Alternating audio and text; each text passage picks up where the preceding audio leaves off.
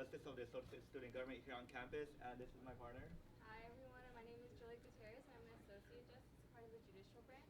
So just a little bit, I guess a little bit of info about how we came up to this event itself.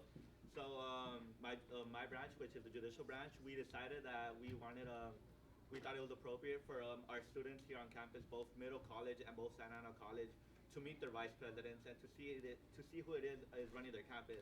And I know not a lot of students know who exactly that is. They don't know who our president is sometimes, even though she is mentioned a lot. However, we decided it was appropriate to, if you guys want to have a casual environment with them, where you guys could go ahead and meet them. So we decided our first two guests for this series of meet and greets would be Dr. Hubbard and Dr. Lamb. So without further ado, could we have Dr. Hubbard and Dr. Lamb introduce yourselves, please, and thank you.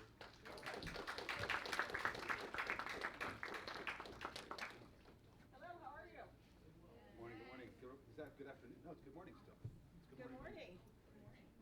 I'm so glad you're here. I know that you have very busy schedules, as we all do, but I think this is an important moment for you to meet us and ask questions. I don't want you to be shy and direct all your questions to Dr. Lamb. There you go. Okay?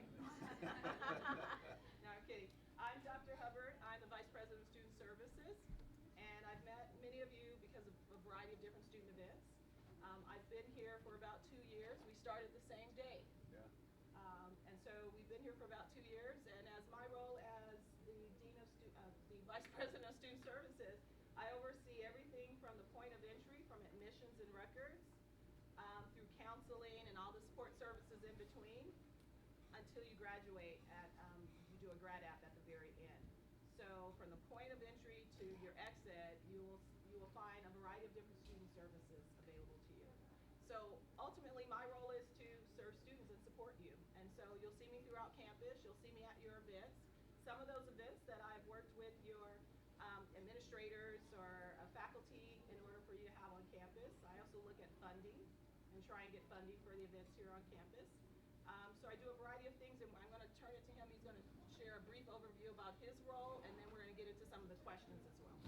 Great. Yeah, so I'm Jeff Lamb. I'm the Vice President of Academic Affairs. We literally put our foot on campus at the same time, on the same day. We planned it out that way. And it's been great, actually, to really have two vice presidents starting at the same time. Gave us a nice opportunity to really develop a strong rapport, to develop good relationships both between academic affairs and student services, and kind of a clean slate. In the past, you had a vice president of student services who had been here for 20 years. So you can imagine, she knew everybody, did everything, controlled a lot of the resources, and managed student services extremely well. There's been a lot of turnover in academic affairs. About every 2 to 4 years, you'd have a new VP of academic affairs. So there's very little continuity of service. And so by us starting at the same time, coming brand new, really gave us an opportunity to ask a lot of critical questions about how we run this college. And then to really, we've been very thoughtful and very collaborative in our work. And I think that's in part just due to who we are as individuals, but also because of the direction of our president, Dr. Rose, who has been very clear about our continued collaboration and our working together to kind of really transform this institution. I want to be very clear. We are here to dramatically reshape the student experience, what you do and how you get through your educational journey. And a lot of that is happening. You may have heard about guided pathways as an approach to transforming institutions, a framework, a way of kind of viewing and understanding kind of as students enter the path. We kind of want to clarify your educational path and then ensure that you get on the right path, have support along the way, and that you learn something as you do all of that. And the big focus used to be on have a student come to college and explore, right? Hey, let me figure out who I am at college. I think most of you had an idea of what you wanted to do when you got here, right? The question is, how quickly can we get you to that completion, right? Why take classes you don't need, right? Why go down a road that's one that you don't need to take? So we're really trying to kind of get students to completion to the best of our ability, because not everybody has the luxury of just exploring, right? We want to do what's called informed wandering, so that if you want to try something, you would know what's the impact on financial aid, what's the impact on degree and unit completion, how would that impact my final degree date. So we want you to be informed about those topics. In general academic affairs, we manage the schedule, the catalog, accreditation, enrollment management, which is the development of courses, the when and the how of our coursework. We're also over instructional support, things like tutoring. I'm also engaged in a lot of, I'm trying to think of other areas that distance education is a big area for us, dual enrollment programs, lots of sort of all the instructional components. Professional development for faculty and staff is work with that, and I'm also kind of over our equity plan and the work for equity on campus. Those are some of the areas that I work with. And certainly willing and interested in answering any questions you might have about the work we do, or the direction we're headed, or how we'd like to support you as you get your degree and move on or do what you want to do at Santa Ana College, which is probably, by the way, one of the best colleges in the area, no doubt. So we'd like to start with, are there any questions at this point? Yes. Well, thank you guys. Chat, go right? ahead and sit down.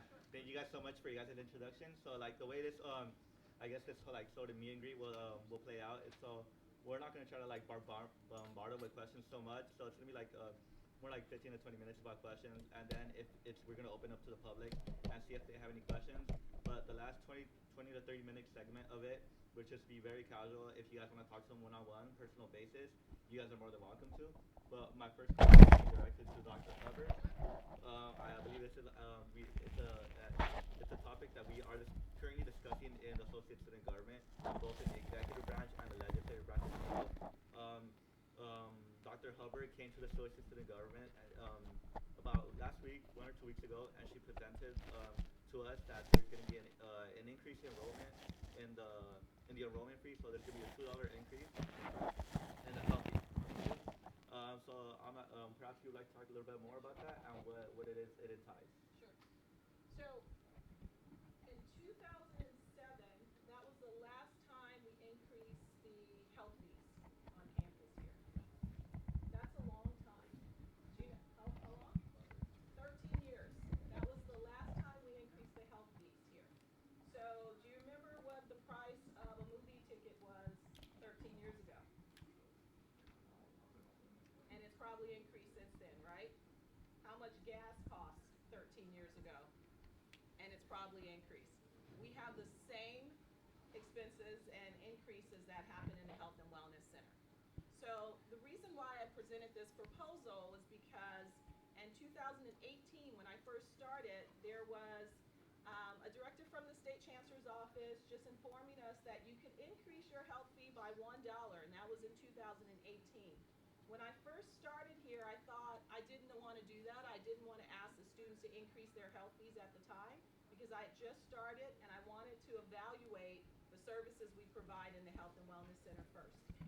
And a part of that evaluation meant that I wanted to meet with the students, which I did 2 years ago, just to see whether you visit the Health and Wellness Center, where were the gaps, what were the challenges, what's missing in that area. It didn't make sense to increase and ask you for an increase in your fees if I hadn't honored the promise of making sure we filled those vacancies, that we extended our hours, that we provided certain services that were requested from the students. We've done that over the last 2 years. We've increased with more psych services, so we have more psychologists in the Health and Wellness Center. We have extended our hours to 6 p.m. As our faculty coordinator shared yesterday, we're at Santiago Canyon and their Health and Wellness Center. They take a lunch break, so they close for lunch. We do not. We stay open for the duration of the time, and we sort of alternate our lunch breaks just so we can accommodate students. We've increased our outreach efforts on campus so that we can go into the classrooms and present about what services we provide in the Health and Wellness Center. Everything in the Health and Wellness Center is funded and supported and has been by your health and wellness fees. So when we did not increase your fees, we did increase the services. And as we continue to increase those services, there's a cost attached to everything. When we have pause for stress on campus and we have those lovely pups here for you to pet and other animals, there's a cost for that. Today we have the dental van on campus that's providing free dental services over by the Child Development Center, the V building. There's a cost for that. So when we introduce these services on the campus, we're using those health fees in a very thoughtful way to make sure that students have services and resources that you may not normally have within your community. And it's also convenience, because I remember being a student at Cal State Fullerton and finding that if I was on campus, then I could schedule to go for my doctor's appointments and my medical examinations and not have to move my car. I didn't have to worry about parking, and then I could get to my class. So there's a convenience by having the Health and Wellness Center on your campus, but we did ask for a $2 increase, and that's still being discussed by ASG Exec Board. Correct. Okay? Has there been an increase of students going to the Wellness Center? There has been. I have asked for a monthly report so that I can see all the services that are provided in the Health and Wellness Center, and every time we increase and add a new service, they add the count on that, so I get a monthly report. So I've seen the progression and the growth as far as interest, and then I also get feedback when our physicians and our nurses and our psychologists get feedback directly from the students saying, we wish we had this, have you considered offering this? So that's all a part of that report that I get monthly. So I can evaluate and add more services. Well, thank you very much for speaking regarding that topic. Sure. That is something that we are currently discussing in the Associate Student Government itself. I believe this question would pertain to Dr. Lam. Sure. For those who aren't aware, many faculty members and many board people who work with the president, along with the Associate Student Government students, were part of certain committees on campus and throughout the district. I guess this question would pertain to the PO committee that I worked with closely with Dr. Lam. Perhaps you would like to talk about it and discuss what is currently going on in the PO committee? In PO. Yeah. All right. Explain. PO is the Planning and Organizational Effectiveness. Planning and Organizational Effectiveness Committee. And it is a district governance committee, so it reports straight up to district council. It has a parallel at Santa Ana College that would be the Institutional Effectiveness and Assessment Committee. That's a brand new, well, it's a reconstituted committee on campus. Its primary goal is to facilitate and to have an overview of all of the planning and resource allocation efforts within the district. There is a kind of a difference between what happens at the PO and what happens at our Institutional Effectiveness Committee on campus, in that I fell over. That was your That was me, I fell over. Not mine. The Institutional Effectiveness Committee has 3 subcommittees that will give you an idea of what it takes care of. It's over outcomes assessment, which is assessing student learning. It has the program review, which is the way we assess the effectiveness of our programs.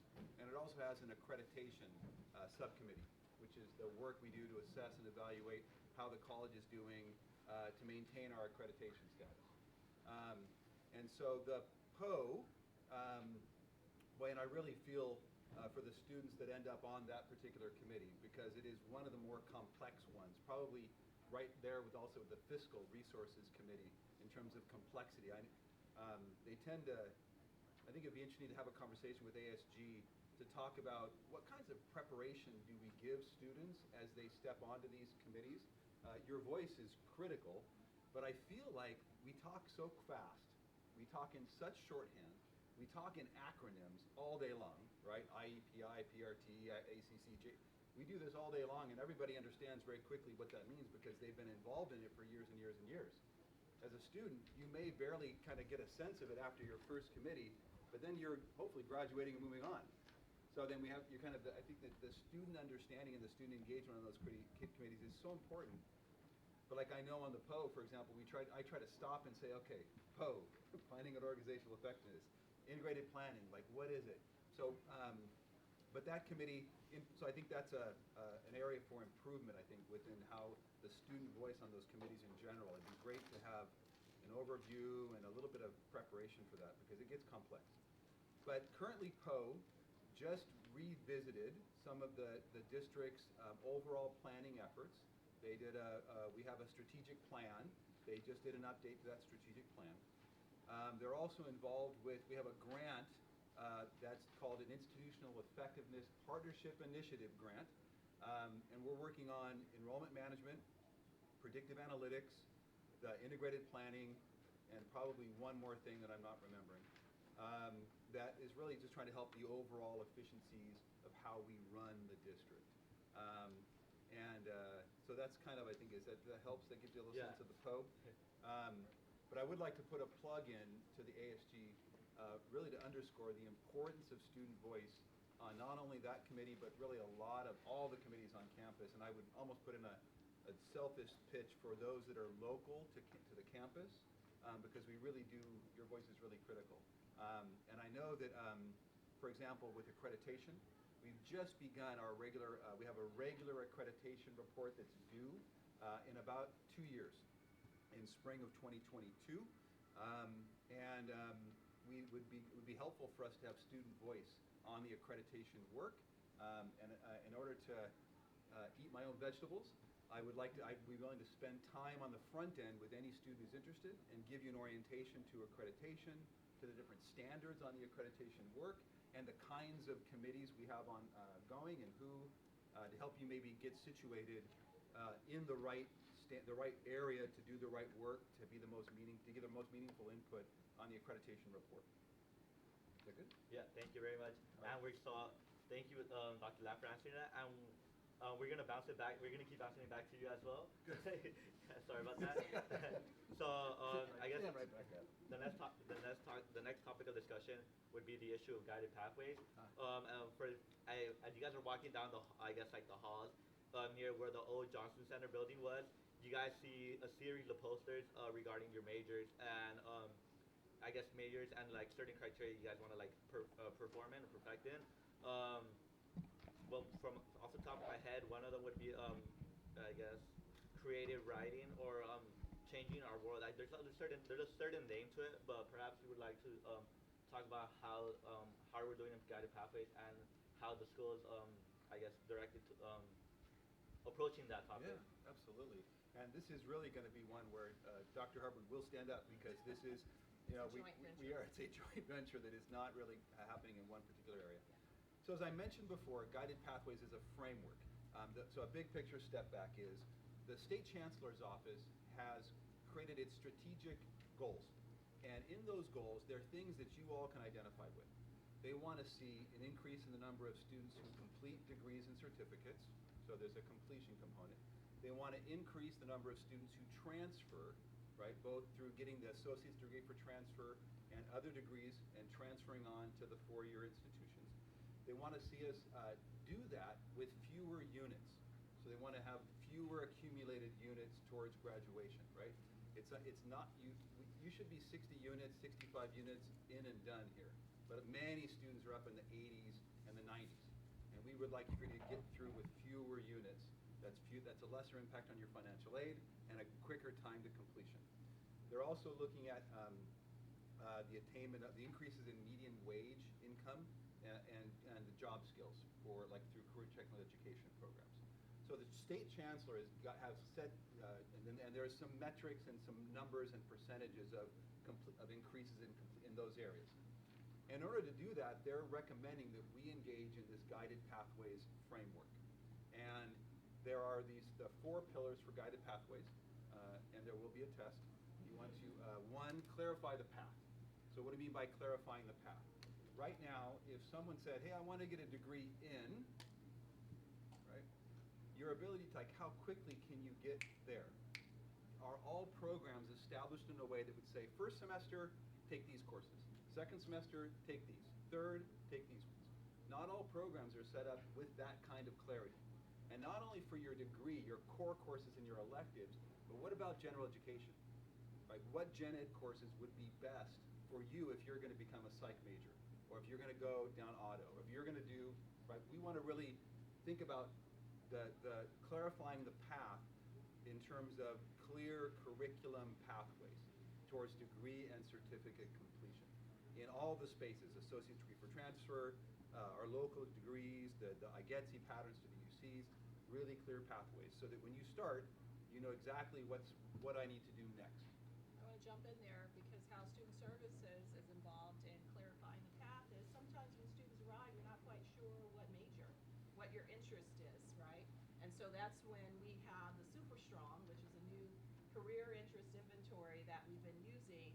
We just started using this the last year and a half in Santa Ana Unified School District. We're starting to meet with students who are in 11th and 12th grade and offer this career interest inventory. We're also doing it currently in the Assessment and Testament Center for students who are interested in learning, first and foremost, what are my interests? And keeping in mind those interests, what are my career paths or career options? And once you've made that decision, then you can say, this is what my major will be. And as it pertains to academic affairs, this is my major, and now this is the path I need to take as far as courses in order to complete towards graduation. And so that's also where a counselor comes in to provide that academic advisement for you as well. And so when I say we're trying to transform this college, really do things differently, you would have career planning, career placement at the end of your degree. Yeah. Who needs it at the end? Right. You need it at the beginning, right? Like, who am I? Who am I as a person? Instead of thinking about it an assessment of your skills, it's an assessment of who you are as an individual. Like, who am I? What am I good at? We're trying to prevent students from having the experiences that we had. I'll speak for me, because you're perfect. Oh, yeah. And- Note to self. And students know, the students I've talked to know that I got on academic probation when I was at UC Berkeley, and there are a number of reasons for that.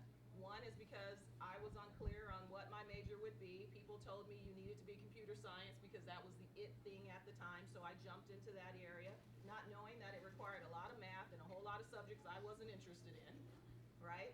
So had I had that career interest inventory from the beginning, I would have had a clear plan in place and had a better understanding of what my interests were, not what everyone was telling me I needed to take.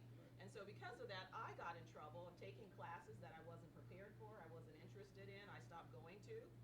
And then I figured out I wanted to be a psych major. Well, that explains a lot, doesn't That it? explains a lot, You know her, doesn't it? explains- Yeah, it does. She's in my head. I do the psych eval every day. So that's when I got on the path and got off of academic probation and figured out this is the type of work I wanted to do. So that's what we're trying to do, prevent students from having to take all these units, stop out, fail in class, because they're not interested in certain areas. And then with the guided pathways work is we clarify the path. It's really that program mapping, right? Is really what the language we're using to say what do you need to take first, second. It really doesn't do a lot of good if someone says, hey, take any one of these courses in any order you want, just as long as you meet the prerequisites. Good luck. We'll see you Figure in it out. 3 to 5 years, right? Because most students don't graduate in 2, right? Most students are graduating in a 5 to 7 year period from a community college, right? It should be two and done, right? 3 if you're part-time. So we're trying to be much more methodical about that. So once you clarify the path, it's really about entering the path. And entering the path is really, a lot of the work has been around, so AB 705 with your access to English and math at college level, with or without support. That's about getting you on the path at the right place to complete more quickly. There's also a lot of work happening with our non-credit partners, where we're trying to get non-credit students into college. I think even the work that's happening with orientation Yes. is to help students kind of get on the path in the right spot, and all the career planning components are there as well. And then once you're on the path, it's about staying on the path, right? And so that's where a lot of the instructional support services and a lot of the student support services are designed to help students. Like we want to be there for you. And what's interesting is you could all probably raise your hand and say, this is how I got support at Santa Ana College. Right? Somebody has done something to help you be successful. And typically it's because you're a part of a particular program, EOPS, Veterans Program, some kind of, maybe it's the MESA program or the Honors Program. What we're trying to do is create an environment in which every student who walks on campus, regardless of their background, their skill level, whether they're a part of a special population of students or not, has support to be successful.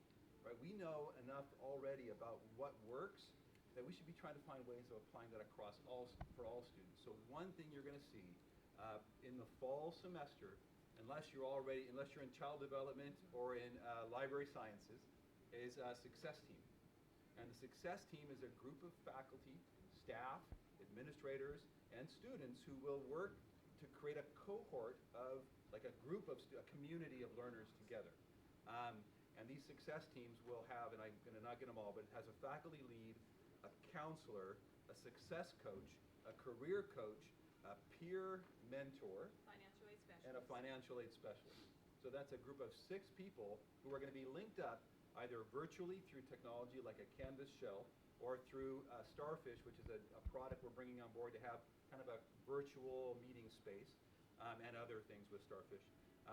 And the ability to kind of reach out and connect with students kind of in smaller chunks, smaller cohorts. So these success teams are a significant part of helping students stay on the path.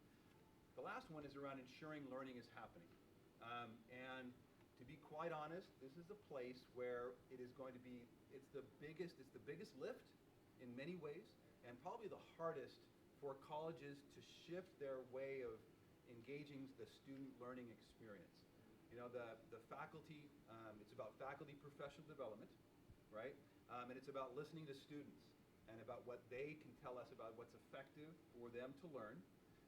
We have a committee that's formed that's bringing together the faculty who are on our equity committee. And really that's about valuing the strengths that students bring rather than looking at students in a deficit mindset. It's very easy to say, oh, these students, they're not college ready, right? That's an easy thing to say, right? And you can blame the high schools, you can blame the student, you can blame a lot of people. But what we're trying to do is take that finger that's pointing out this way and saying you, and point it back at us. And instead of making the student ready for college, we want to make the college ready for the student. So it's just about us reviewing and revising the teaching strategy. So we're bringing together in that forum on this engaging it's called Learning Engagement, is our equity committee, our professional development committee for faculty, the outcomes assessment work so we can assess how learning is happening, and then our curriculum committee folks. So we can just we're going to try to do a full stop and figure out how can we change what happens in the classroom. It may be through work-based learning, maybe through flipped classes, it may be through embedded tutoring, and I think we're really got to work on our faculty's sort of equity mindset so that they are trying to maybe create more culturally responsive pedagogy. So classes that, you know, I think you learn better when you can see yourself in the material that you're studying, either yourself or where you're going.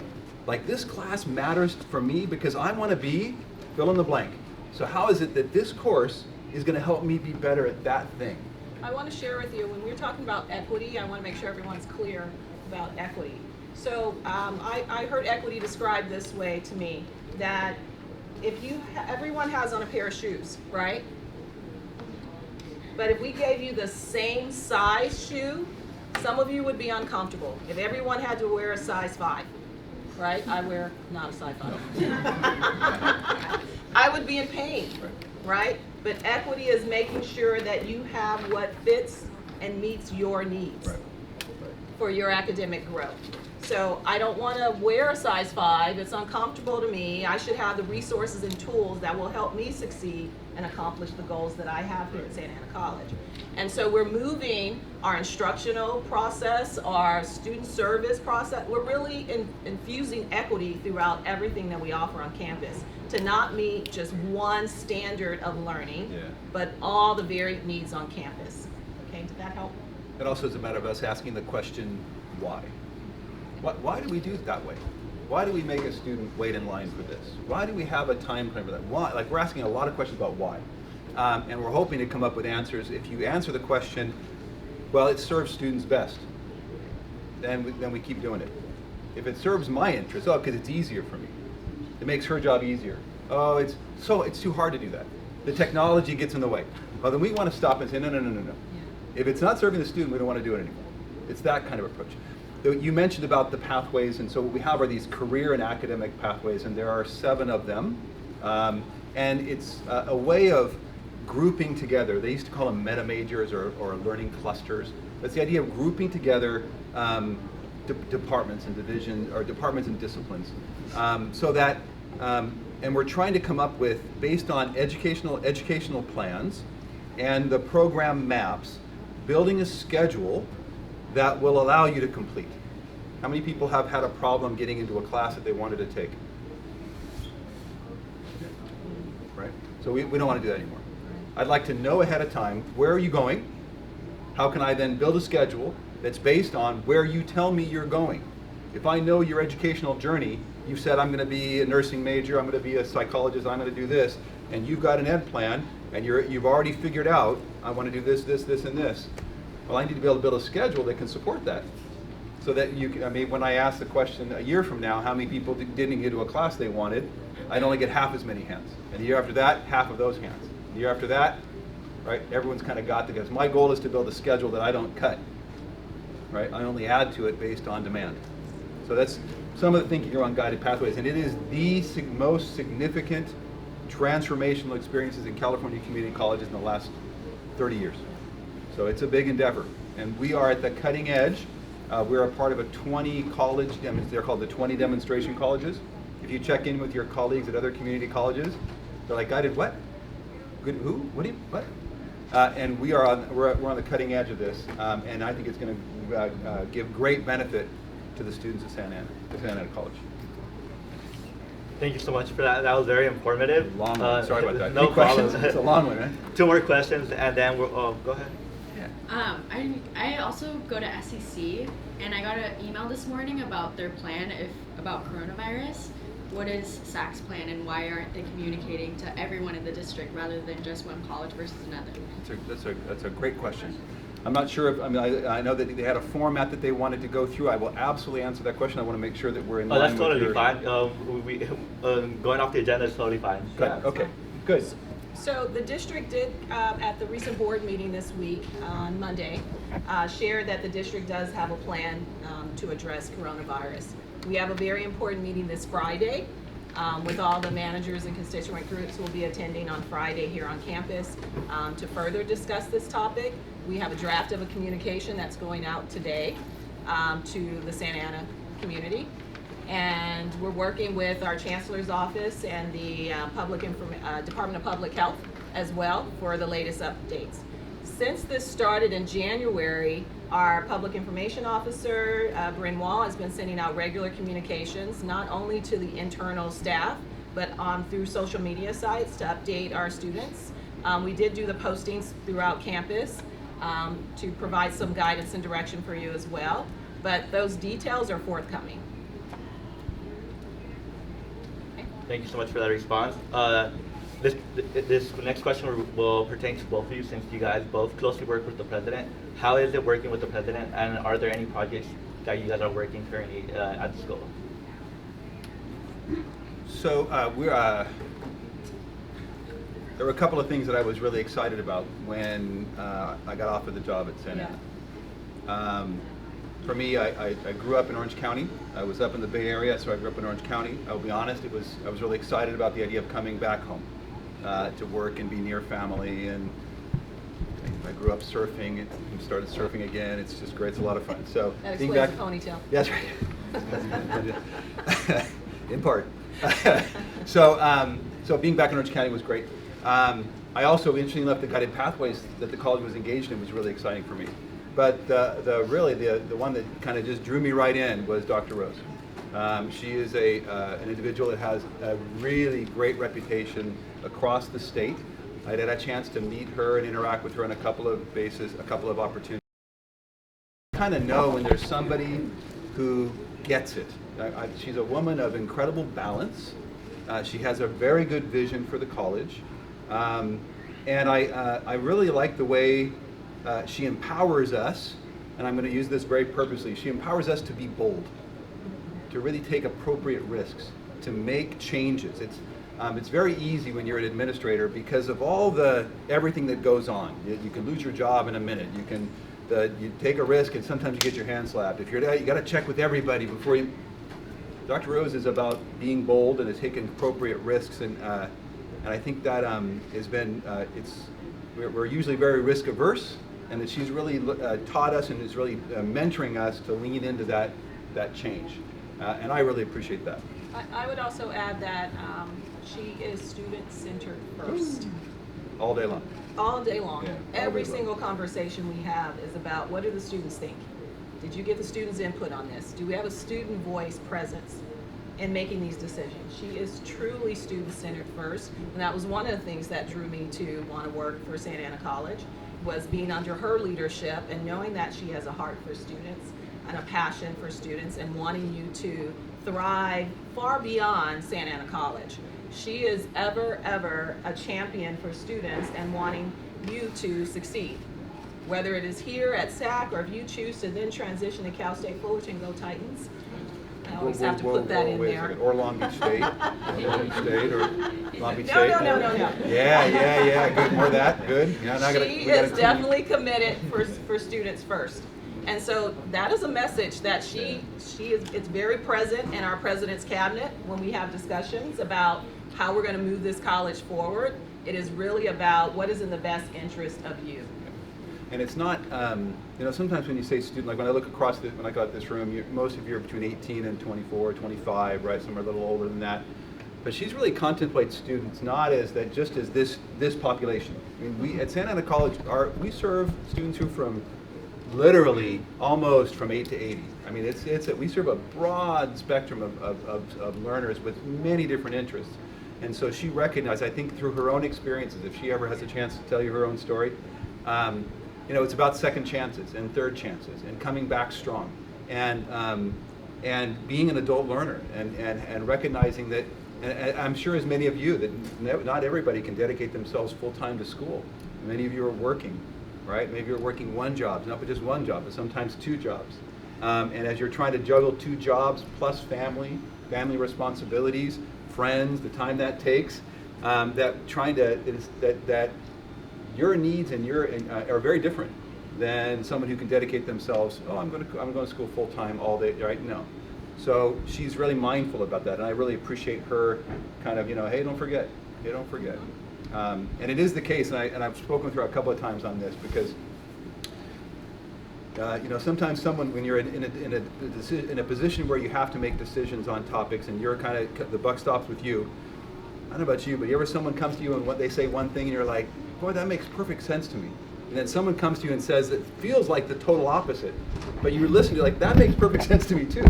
Like the two people come to you with a very logical argument about what they want to do and why they want to do it. And I was telling her, I said, I get stuck in those positions because how do you decide? And she was like, oh, that's the easiest thing in the world, right? What's going to more positively impact students? That's your decision. So that's in a sense kind of a bit of who she is. The number of projects that she's connected with, it just goes on and on and on. The one that's right now popping up in my head is that we're working to partner with the city of Santa Ana to provide second tier training for the employees of the city of Santa Ana, to help them upskill upgrade their job skills to be able to do better jobs in what they do at their work site. And so that goes in line with those adult learners and second chances. And we're trying to create opportunities for those folks to maybe get a non-credit class that will help them do better with Excel, but then let them know that, hey, by the way, we got a business administration degree over here if you'd like to learn more. So to help those kind of employees learn skills. But and on student service side, I mean, we've had a multitude of projects. One was the farmers market. We were partnering with, yes, finally happened. That took a long time, and that was because during my first year, I was working in the community trying to get those partnerships so that we could get the items here on campus. It was all Dr. Rose's suggestions of be creative in how we diversify the food offerings for students on campus here. The other project is a transfer agreement with Chapman University.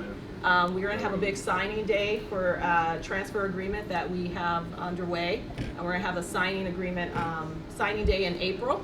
And that really will support future educators, students who are along that career academic pathway, who are ready to transition over to Chapman University. There's some exciting things that are going to happen for those students. So we're just working on a multitude of different partnerships and working with the community.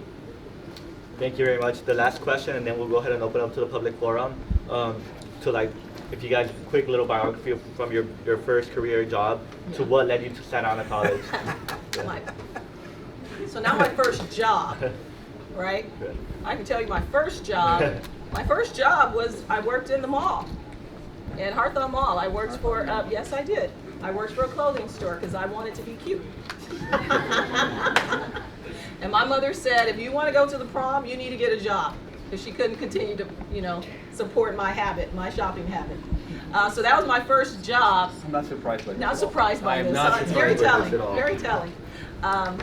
But I started as a psychotherapist and a social worker. So when I say I moved from computer science to a psych background, it was with a purpose. I worked with women and children who were victims of sexual abuse and physical abuse and emotional abuse and domestic violence.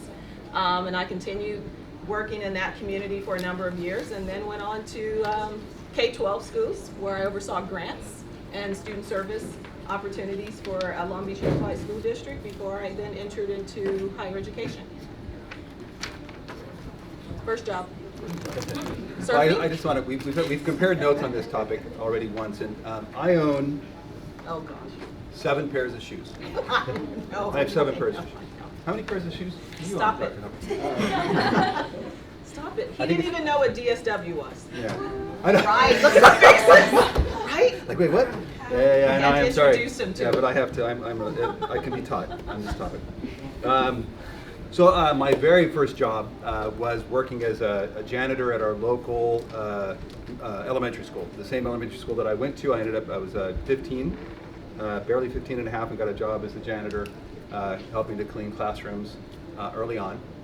I then moved up in the world and got a job at Tom McCann Shoes in our local mall. Sold shoes for a while at Tom McCann, and then went to Fanfare Shoes, cheaper shoes, but not as good shoes, but higher prices and make a better commission on that one. And then at the same time, I always was looking for opportunities to do things in education because I've kind of always wanted to be a teacher. So I was an aide in the classroom for a while. That was very helpful. I ended up, out of just chance and whatever in life, I got my bachelor's in Spanish. I wanted to be an elementary school teacher, and then eventually a middle school teacher, then a high school teacher, but I got a bachelor's in Spanish. I went to Spain for a year. There was an opportunity to go travel, and I took it and enjoyed my time in Spain quite a bit. But I had so many units in Spanish, I got a bachelor's in Spanish. And then, of course, what do you do with a bachelor's in Spanish except get a master's in Spanish, because you're not going to get a job necessarily right away. So I did get my master's, went down to San Diego State and got a master's there. Interestingly enough, I started classes there. It's funny because I should not have been a Spanish major because I was not very good in Spanish. When I got to my 3rd year, the teacher said, you know what, you don't get this very much, you should go back. And they recommended that I go back, and I did. I went back a year, and I tried again, and finished. And so then when I eventually went to Spain, and then I started my master's program, and I did not like it at all. I was kind of bored. The teachers looked to me like they were way out of touch. And so I had one teacher that I liked, and I said, hey, what do I do? I'm stuck. I don't feel like I'm learning. He said, well, you were in Spain. Why don't you go down to Mexico for a while? I'm like, great. So I went down, he gave me the name of a poet, Gregorio Escalante. He gave me the name of a poet down in Mexico City, and I got on the train in Mexicali. There used to be a train that went from Mexicali down to Guadalajara, down to Mexico City. They called it el burro. Right? There was the donkey, because it was so slow. I'd never been so scared in my life, because I got on that train all by myself. I was in this booth, this is what like a sofa cama kind of thing, right? The bed. The fan was crazy. And I didn't have enough food to make that trip. I forgot about food. It's about your job. Oh, sorry. Thank you, Stacey. It's not my job. Anyway, that's a good point. Damn. Yes. Back to my That's job. why I'm here. Back to my job. So eventually got a job teaching at a state college in Michigan, and then met my wife in Mexico City while I was down traveling. It's a really Love important her. detail. Yes. And then got a job in Best Michigan, half.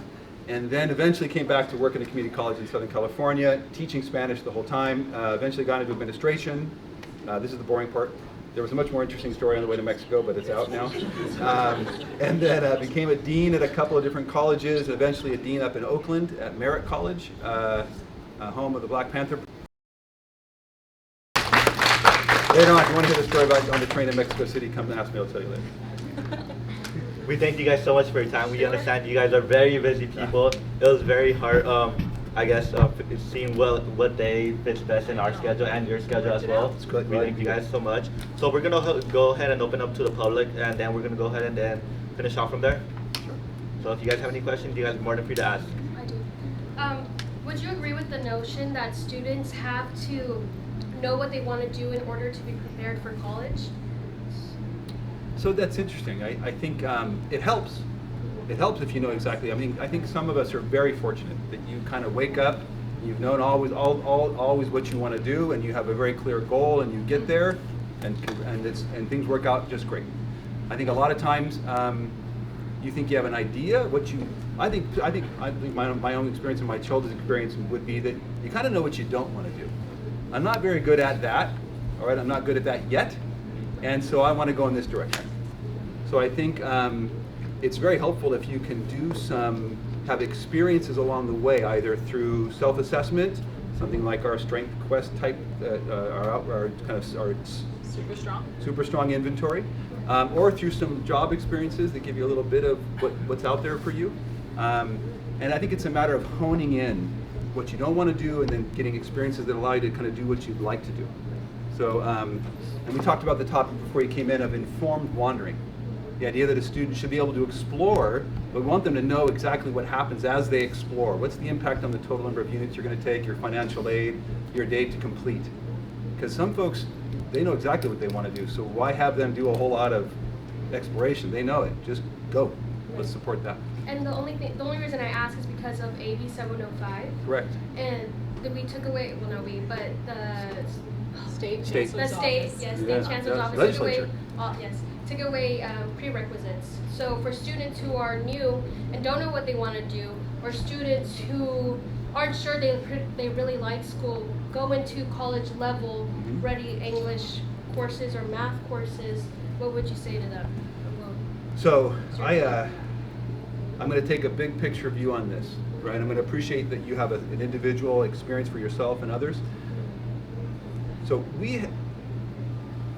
the sins we put upon our students by having placement tests that are standardized placement tests that were biased towards, in particularly, students of color, and have them relegated to 3 and 4 levels below transfer is unconscionable. But we did it for years and years and years. And we did it for all the right reasons. We want to give students support. We want to scaffold. We want to skill build. We want to make sure that they're ready for college. We want them to be successful. But when you put a student in 3 levels below transfer or 4 levels below transfer, you know what their possibility of success is to get.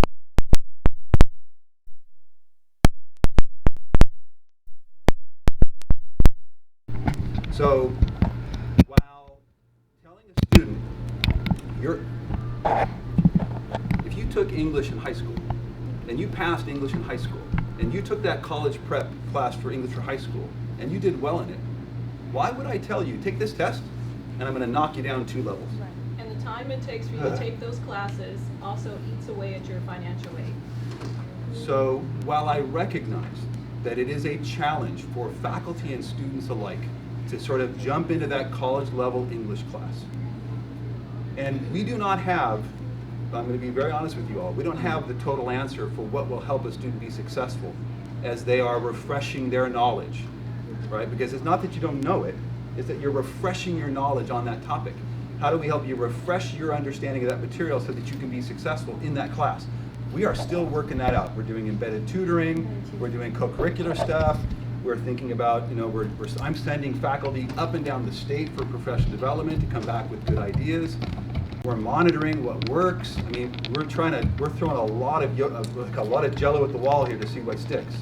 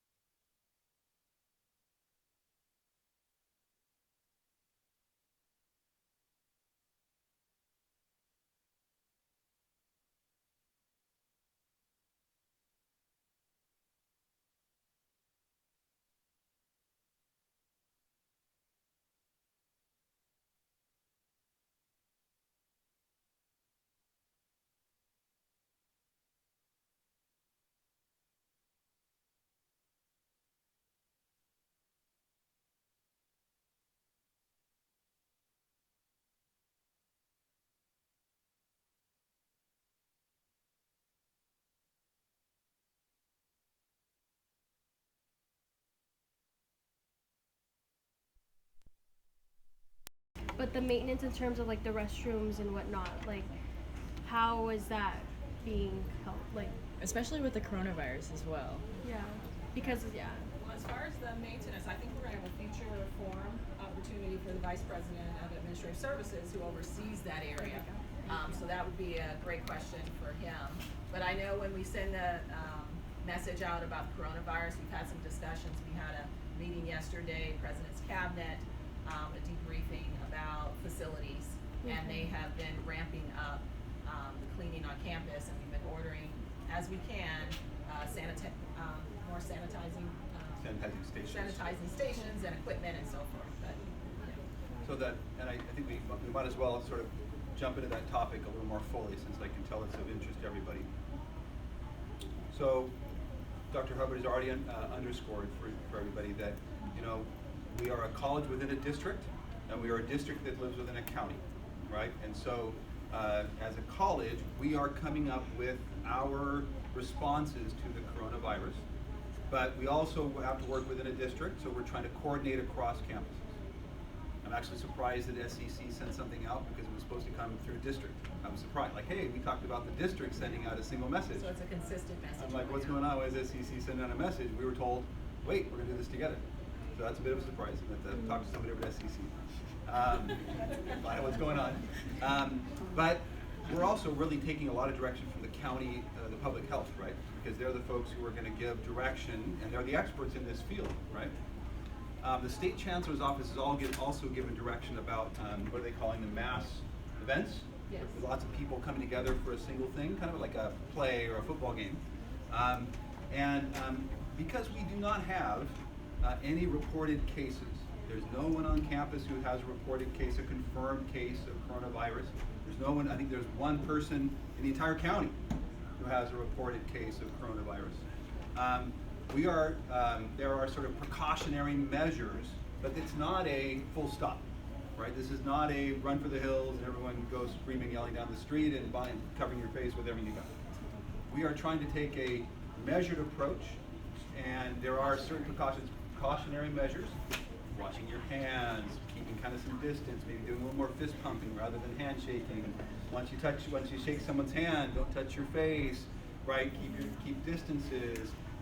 Maybe if you could, and you feel like you're in one of the high-risk areas, don't go to that big concert that you were going to go to. Maybe you might want to stay home this time.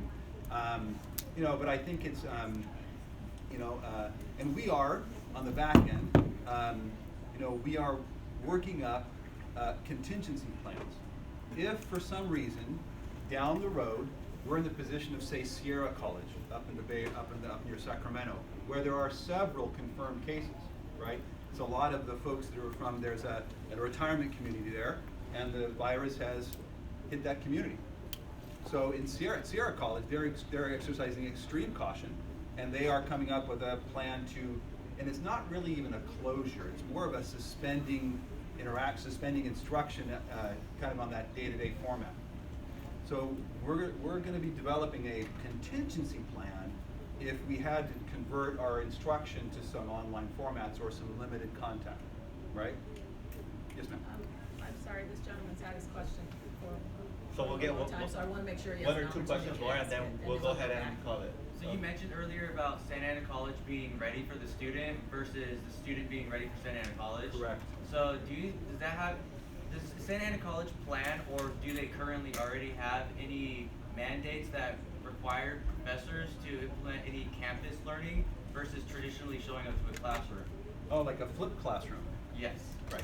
So a flipped classroom is where instead of having that straight lecture where you kind of come in, sit down and lecture, and then you go home and do homework, right?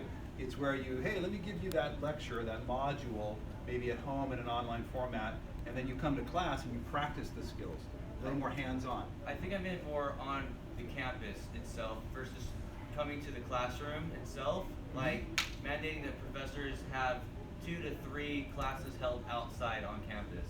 Oh, like a field trip? More communal learning, Okay. sort of.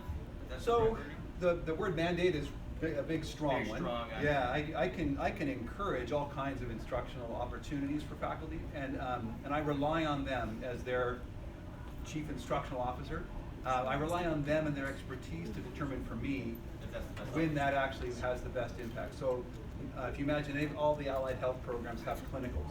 So that's that kind of experience, going out, doing the work, getting your hands into the topic. And I can think of several other examples where that would be a very helpful learning process. I can imagine scenarios even where, like a general education psychology class, or you're thinking about becoming a psychologist, the teacher could give assignments that would take you out and engage in that in potential job scenarios, right? Because why take, if you're thinking I'm going to be a psychology major, and then you go out there in the field and you realize I don't really like people. Yeah. Becoming a psychologist doesn't do a lot of good. So we're encouraging that, and I think it is a good way to get to what we call course value, so that you know that the course matters for something outside of its own intrinsic value. It's like, hey, I can apply this. So you should see more applied learning opportunities, which I think is what you're going for. Yeah, thank you very much. Unfortunately, their time allotted is done. We only had them until 12:30. We appreciate you guys so much for coming and with the time you guys did have. If you guys, thank you guys so much for coming. There is going to be another forum with I believe another two VPs. So keep on the lookout for that. And then April 1st, Census Day, we're going to be promoting the importance of census and why it is important you guys to complete it. So thank you guys so much for coming. And if you guys have any questions, feel free to ask them to me or to them as they're heading out. Apologies, I have a webinar with the State Chancellor's Office for coronavirus, so I have to go take that. I can stay for 10 to 15 more minutes, and if you have any, I know you had a question, I can certainly answer it. Anything else? Well, I was just curious about. Thank you.